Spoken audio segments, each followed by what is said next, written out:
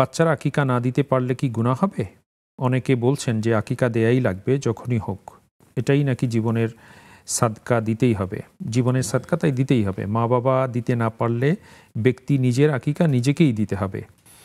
তাই এই কথাটা আমি জানতে চাচ্ছি কতটুকু সত্য। জি, এটাই আর কি মূলত মূল কথা। জি, বুঝতে পেরেছি। দেখুন, আকিকা করা সুন্নত না ওয়াজিব, এটা নিয়ে স্কলারদের মধ্যে মতভেদ আছে। আমাদের হানাফি, আমাদের বাংলাদেশে অধিকাংশ মুসলমান ফিকহি দৃষ্টিকোণ থেকে তারা ফিকে হানাফি অনুসরণ করেন। ফিকে হানাফিতে এটাকে সুন্নত বলা হয়েছে, খুবই গুরুত্বপূর্ণ সুন্নত। তো সুন্নত যদি ছুটে যায় তাহলে গুনাহ হয় না, করলে সওয়াব হয়, তার বরকত থেকে বরকত লাভ হয়। যদি সুন্নত ছুটে যায় পাপ হবে না, কিন্তু বরকত থেকে বঞ্চিত হবে, সওয়াব থেকে বঞ্চিত হবে। সেই দৃষ্টিকোণ থেকে এটা করা লাগবেই, বা নিজে করতে না পারলে কি বলে বাবা মা যদি না করেন আমারই করতে হবে বা এটা কাজা করতে হবে, এরকম নয়।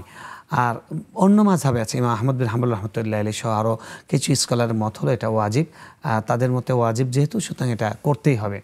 দেখুন, আকিকার বিষয়টা হলো রাসূল সাল্লাল্লাহু আলাইহি ওয়াসাল্লাম আমাদেরকে শিক্ষা দিয়েছেন। উনি বলেছেন যে কুল্লু গোলামিন মারহুনুন বিআকিকাতি, প্রত্যেকটা সদ্য ভূমিষ্ঠ সন্তান তার সে বন্দী থাকে, সে বন্ধক থাকে আকিকার সঙ্গে।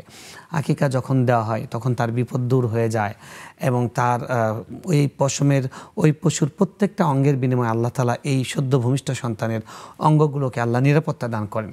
সেজন্য খুবই গুরুত্বপূর্ণ একটা সুন্নাহ। আমরা চেষ্টা করব 7ম দিনে, 14তম দিনে, 21তম দিনে, অর্থাৎ কাছাকাছি টাইমে দিয়ে দিতে। এরপরে আসলে দিলে এটা আপনি সুন্নতটা আদায় করেননি, কোনো রকম আদায় হলো, বাকি সেটা হাদিসে এরকম নির্দেশনা নাই, হাদিসে আগে দিতেই বলা হয়েছে। এই জন্য আমরা আগে আগে দেওয়ার চেষ্টা করব, তৎক্ষণাৎ দেওয়ার চেষ্টা করব।